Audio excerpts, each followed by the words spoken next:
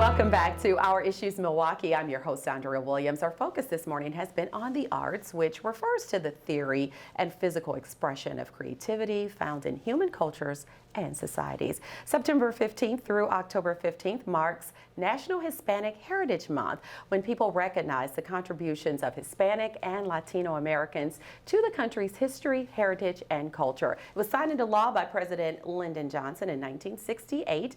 And First Stage, one of the nation's leading theaters for young people and families, they're kicking off their 2019-20 main stage season with On the Wings of Mariposa, a lyrical bilingual play written by playwright-in-residence Alvaro Saar Rios.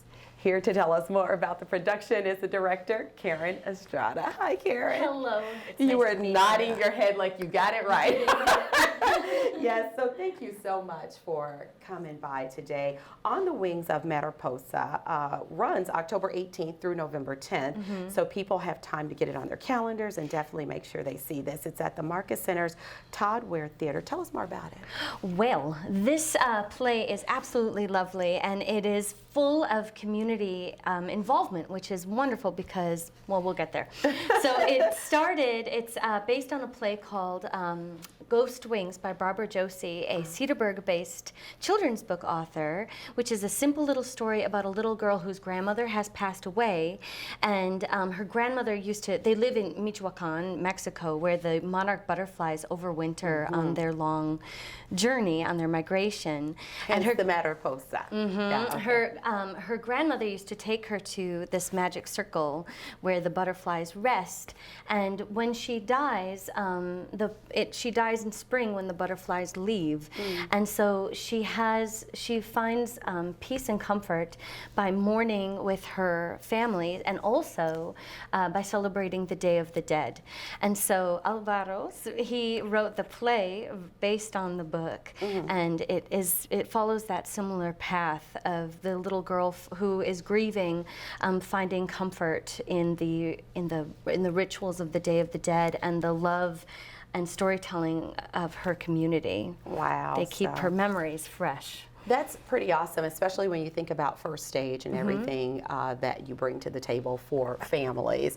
It gives the entire family a chance to really look into this young lady's thoughts and feelings. She's 10 years old, and Pilar, like you said, has this very special relationship with her grandmother. Say it for me in Spanish. Abuelita. Abuelita. Yeah. Yes, and as an actor, director, and educator who made your artistic home here in Milwaukee, you're actually alumni of First Stage. So you understand the link and how to really present this in a way that people, and kids and adults alike, are able to have that compassion and feeling. I hope so. I think that storytelling, and it's important, of course, to gauge it based on the audience, on the age of your audience, but the fact is that death happens to every one of us, around us, to us, and we all have to learn how to deal with that. In Western culture, we don't like to talk about the people who have passed away very, very much because it makes us feel sad. We don't want other people to feel sad. But the Day of the Dead shows us that we can celebrate the love and the people who are with us throughout our lives. We can do that in a way that brings us comfort and peace. It can still feel sad, it can still be respectful and solemn, but also have a sense of celebration and uplifting those people and the relationships and the love that they had back through generations. Yeah. The Monarch Connection is about the monarchs would, in pre-Columbian Mexican thought, the monarchs brought the souls of the ancestors back home to Mexico. Wow. And so this is an idea of celebrating the return and the people who were with us has been going on for thousands of years. Yeah, I love that. So I did mention that it's National Hispanic Heritage Month. So would you say that this play has a strong sense of heritage and culture. My goodness, yes, yes, yes, yes. And not only, and First Stage has done such a wonderful job. We're partnering with Latino Strings program, and Denora Marquez has written all of the music for this.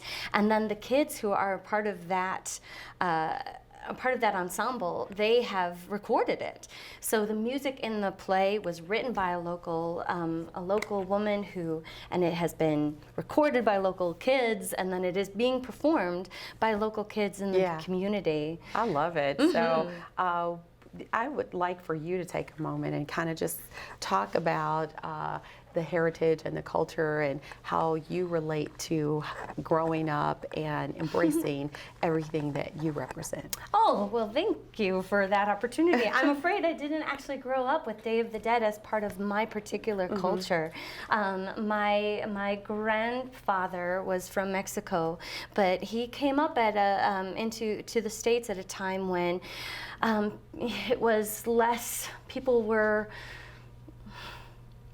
in order to keep themselves safe and their kids safe, they didn't teach those cultures as often or as open and a celebratory manner. Understandable. And so if I've been involved with this project for about 2-3 years now. I've done 2 of the readings, and it has been a deep pleasure for me to learn about the Day of the Dead. And in fact, the Day of the Dead isn't celebrated the same way in all parts of Mexico or all parts of Latin countries, Spanish-speaking countries. Wow.